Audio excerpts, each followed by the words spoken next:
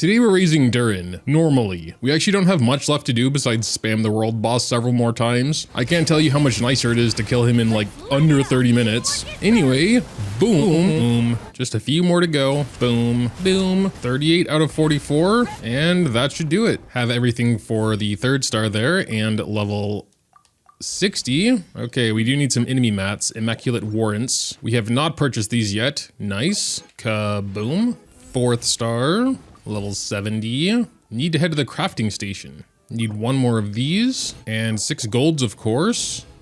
I think we're good. Well, let's start with that 5th star and level 80. Only need 18, so that should be very fast. And beep. Guess I should also point out we do get crit damage on Ascension, which is good. Not much else to talk about there. Let's just go ahead and get him to 90. We do still gotta raise talents, and since I heard he can actually be an on-field with his charge attacks, I did want to try that. His skill and burst are still important, so we'll probably just get everything up to level 8, but I should say outside of the on-field thing, which I still kind of feel like is kind of niche, maybe a little memey. His normal attack isn't important. This again. Why is everything so expensive? 2 mil will probably be enough. We'll probably have to enemy farm as well. I don't think we have enough of these. Nice little group of 4 over here. Don't fall in the ocean, don't fall in the ocean. It fell in the ocean. Don't fall off the edge, don't fall off the edge. Okay. Oh, these are definitely gonna fall off the edge. Well, one did. My revenge on her for the other day. Mommy Mawika to the rescue. Beep, beep. That's all the book's gonna show me, so let's just hope we have enough. Current level 6. Okay, we only need these anymore, so we're just gonna make all of them. And I think we only need gold books as well anymore. Okay, so we are going to start with his burst though, just in case we don't have enough. It looks like we're looking pretty good actually for everything to 8. And then skill. And then we'll go ahead and do normal attack as well, just to check that out later. And before going any further, we should go a little more in depth about how he works with the good old talent and constellation overview. His basic attack is much like any other sword user. With an upward firing charge attack, we are going to look a little bit closer at later. His skill, paired with his burst, is like his main thing though. In a vacuum, the skill by itself doesn't do anything. Though depending on what you press after that, it'll change his burst and also do an attack of its own. So if we do EE, for example, we do this, boom. And if you press skill normal attack, he will do this. Whether you do skill or skill normal, it will change his next burst. Press E again after E and then do burst and he goes into what I refer to as light mode or support focused Durin. Press normal attack after E and then do burst and he goes into what I will call dark mode Durin or damage focused Durin. Both bursts are off-field periodic pyro damage. His light mode burst is AoE and can hit multiple enemies. It also procs quite quickly at once a second. His dark mode burst is stronger but slower at about 1.25 seconds. And it is only single target. Besides that, Durin will get or give various buffs depending on which burst he uses. Light mode provides 20% res shred for pyro and a secondary element that takes part in the reaction, unless it's vaporize or melt, so no hydro or cryo. Notably though, Animo, Geo, and Dendro can be reduced, which can't be said about a lot of the res reduction sources in the game. And then dark mode gives Durin a 40% damage increase for his vaporize and melt damage. Through his special passive here, if he's with another Hexerite character, these buffs will get increased by 75%. And I do briefly want to talk about the Hexerite system since it's a new thing with this patch, but basically it's these 8 characters. They are Hexerite characters, though I guess they're not technically considered Hexerite until you do their quest. Once you do like the main starting quest, which is homework, you will get 8 additional quests. You can accept them individually or all at once. They're not too long, maybe 5 to 10 minutes each, mostly consisting of story and a couple battles here and there, but essentially small character quests. And finally, his A4 passive is a damage increase for both bursts based on his attack, providing up to a 75% increase at 2500 attack. It's a stack system with Durin giving himself 10 stacks upon bursting, and 1 is used per attack regardless of if multiple enemies are hit or not. This is quite unusual compared to most stack systems like this that consume a stack for every damage instance. His constellations are a little hard to explain since they focus more or less on his different states, but basically C1 provides 20 stacks, or instances of damage increase based on Durin's attack, after he uses burst. In light mode, the team gets these stacks, but only the on-field character can use them. In dark mode, it's specifically for Durin and his burst damage, with a much higher scaling.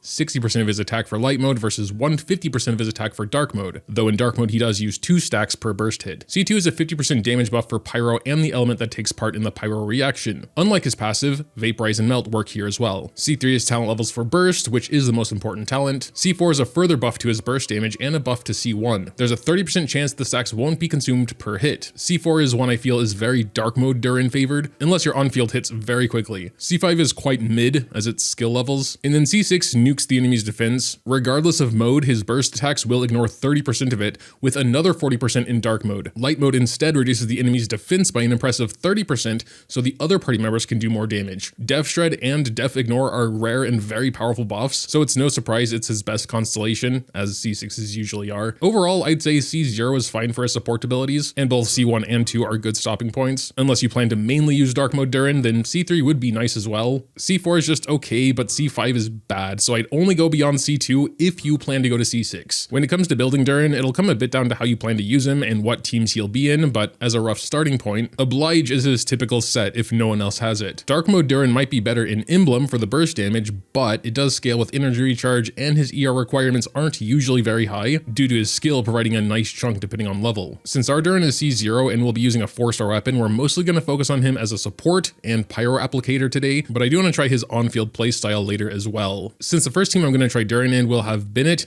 which already has Oblige, we are going to go something different. I have heard Scroll is also good, and it does provide a 12% element damage bonus. Unfortunately, since he's not from Natlan, the other 28% doesn't work, but 12% is still decent. For now, we are just building him like a standard attack scaling DPS, attack crit damage. We might opt for an energy recharge Sands if we have a problem, because that's going to be the most important thing, making sure he can get his burst every rotation. Attack versus pyro damage goblet is usually down to the buffs you have in your team, but since we're going with a 4-star weapon, I'm going to go for attack just to make sure we max out the passive there. For the weapon, since I like to stick with 4-star, I think we're just going to go Favonius today. Moonweaver's Dawn, also not bad though. We do get one totally free from a quest, so always an option there. 20% burst damage, attack main stat. Unfortunately, the second part of the passive does not work with him because his burst costs 70, yes. If you do have some 5-star options, then most of them are going to be fine for him. Like, you can consider he is a attack scaling DPS for build purposes, you know? All right, well, that's about the best I can make him. We're at 2053 attack, which is a bit lower than I wanted, but can't really do much about it right now. Crit ratio is looking all right. Guess we should go ahead and talk about teams now. The first thing I wanted to try, honestly, is just replacing Mawika in my Kinich team. Obviously, I don't think Durin's going to be better than my C6 Mawika, but in multi-team content where I want to use Mawika somewhere else, I think he fits nicely here. The one bad thing is we don't have a second Hexerai, so we're not getting the additional Res Shred, which is arguably the most important thing for support mode Durin. If I really wanted Emily to stay on Unfinished Reverie, her sort of signature set,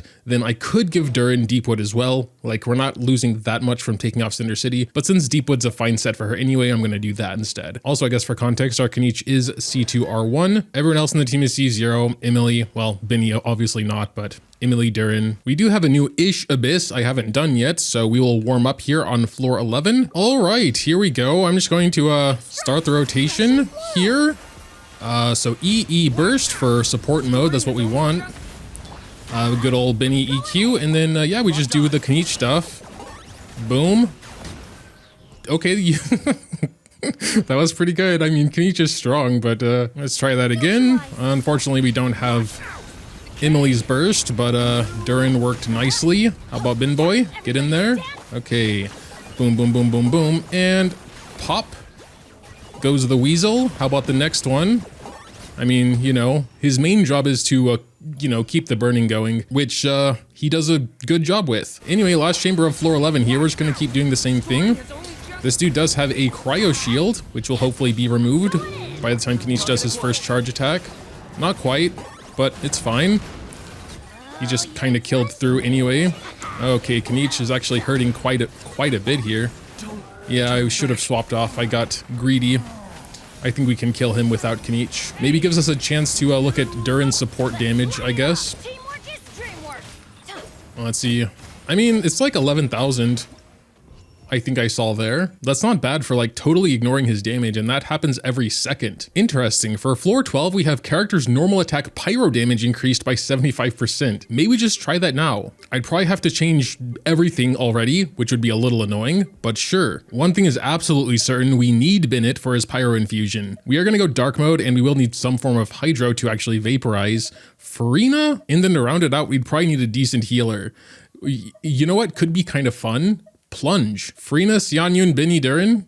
Obviously not a super free to play team. This is just mainly for fun now, especially because you need Bennett to be C6 for this. I still don't want to go 5-star just to keep in the spirit of raising mode, but at least something more damage focused. We have Xiphos? Maybe actually. We are going to try and do Vaporize Melt, so the EM could help. Sure, let's go Xiphos. And for the set, Don't scream at me, but I think I want to go Hunter set. This is like specifically for this team now because, you know, Farina can trigger this. That should be more or less good. We're like almost at 90% crit rate. And since he's going to be staying in the ring, we have plenty of attack to max out that passive. All right, sure. Let's see if he can do floor 12 of Abyss while getting carried by Farina and not doing anything himself, of course.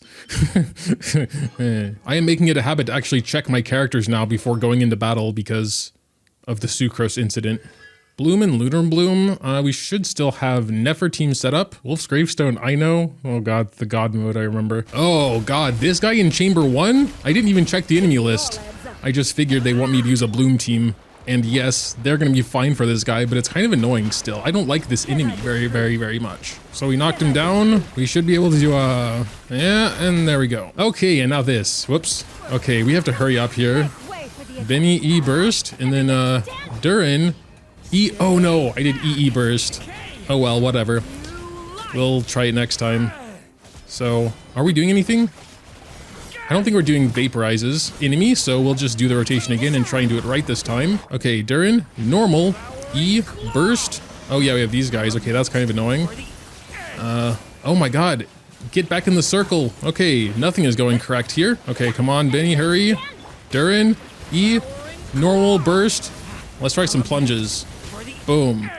Okay, now the plunges actually aren't good, I think. Oh, his burst is on cooldown. Lol. I think we'll be able to get through it in time, but I'm not convinced currently. E, normal. Okay, well that worked. I guess we got through it with 3 stars, but I don't know about that. Maybe just a bad floor for this strategy in particular. Let's continue. It also did say normal attacks and not plunging, so maybe we should just stick with normal attacks. That's what's actually getting buffed here. Oh god, this guy. Yeah, this boss actually isn't so bad once you know how to deal with him. You basically just need Lunar Bloom, I guess. Next. Oh, this guy. Okay. Oh yeah, this rotation has gotten all sorts of messed up. No Benny burst either? Oh man, this is horrible. Okay. I mean, honestly, like, the damage isn't bad, I suppose. Charge attack. I mean, yeah, the charge attack is doing like 4 times as much as is normal. Let's just try and get everyone's energy back and then start one final rotation and hopefully that'll be enough. All right, here we go. Here we go. E, normal, burst. Oh, why is it still on cooldown? All right, here we go. Okay, Farina's burst is now gone. I mean, we still have a minute, thankfully, because like the other side was pretty fast. I think under a minute for that boss. I think at this point we just save burst now, have a good start. Actually, let's do Benny's. Oh my god, I didn't know he would die right there. We just have like these dudes that die and come back to life. Again, like lunar reactions are going to be important for them. Honestly, stay on field with Benny till we get his energy. I want like one good solid rotation. You know what I mean? So, Farina, E, burst. Xianyun, we'll do E, burst. Maybe one more E for the crit rate or whatever. Boom, boom, E, and burst. And we'll do 1 plunge attack. Okay, wait, the plunge attack did 175. Okay, that was actually pretty good. The normal attacks, even with the normal attack buff, is not doing that much. I think it really is just the charge attack, and obviously plunge in this case because we get such a big additive damage bonus from Xianyun. We'll just start the rotation over. There's another enemy after this. The actual boss, I guess. E, normal burst. The Primo Geo Bishop. He's not taking any damage right now. I guess we should have gotten a shield, perhaps. It's been so long since I fought this dude, I kind of forgot his mechanics. Here we go anyway. Oh, 282 I just saw there. That was nice, that was nice. It is taking quite a while, but I do assume this is the harder side. I guess we're not going to have Benny's burst. Oh wait, that's extremely important, I just realized. Let's get it real quick. Thankfully we can. Oh, okay. Maybe Farina did just carry the whole thing, but I saw some decent numbers in there. You know, here and there. Next Stygian is in like 3 days, so I guess we'll do God mode there. I do want to get a closer look at on-field Durin without like any weird buffs, and here, just on good old Dorito boss, so we'll try that. We'll also go ahead and get like Xianyun's burst and stuff, mainly for the healing though. I'm not gonna plunge, I suppose. But here we go. Boom, normal, burst. So, what do we got? Like 46 for the charge attack there. 46. I assume those aren't vaporizes, but yeah, I mean, there probably is more potential there with, you know, on-field Durin. Personally though, I think we have enough on-field DPSs, especially in the pyro space. So even if it could be a lot better than what I'm, you know, currently experiencing, I don't think I would use him like that. But I guess if Durin is like one of your first 5 stars and you happen to, for some reason, have C6 Bennett, then, you know, an option. I guess talking about more normal teams, I do think the one I was mainly trying in the early look is good, partially because Chevreuse is just so good for overloaded these days, and it just naturally has another Hexerai character in there also, so we're maximizing his buffs. Fischl also got buffed pretty hugely considering she's already such a good character. I mean, in this overloaded team, that is now a 45% team-wide attack increase, combined with her C6, because that increases it by 100%. But yeah, 4th in this case is usually the DPS. I mean, sure, we'll try Versa overloaded. I'm not sure I ever tried that before, which means we are switching him back again to his support build. So now we do build him in Oblige since no one else has it in the team. All right, that looks good to me.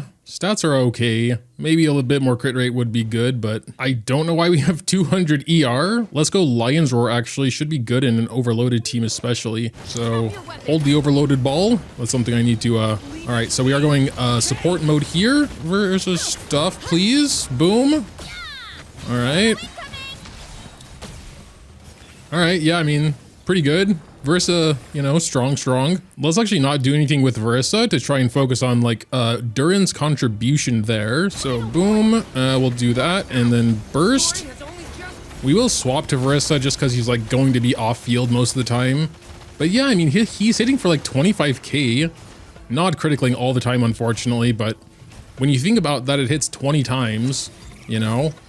Okay, it is doing way less damage now because of also the stack system only lasts 10 stacks. But you know, outside of the pyro application, which can be useful in a lot of teams, it's still like decent damage. This obviously isn't the best main DPS or like dark mode Durin team, but just to see the difference, I guess. Yeah, they are doing a bit more, 32.4k, and now they're a bit less because I guess we lost some buff or another.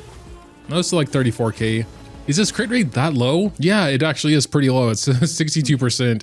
The problem is his crit damage is also kind of low. His signature weapon, of course, would help with that when we give it to him. Has some crit rate there. Then we could maybe focus on more crit damage substats, but I'll save all that for God mode. Outside of overloaded, you know, teams with Sucrose I think would go pretty hard because Sucrose herself provides a lot of nice buffs and she's a Hexerai character. So for dark mode Durin, I think Mona and her new Hexerai buffs would be quite interesting. But yeah, for today, that'll do it. The main focus was just learning how he works and, you know, talking about build and teams a bit. If you have any thoughts though, feel free to leave them in the comments down below. Dropping a like or subscribing if you enjoyed is always greatly appreciated as well. Thanks, as always, for watching, and until next time.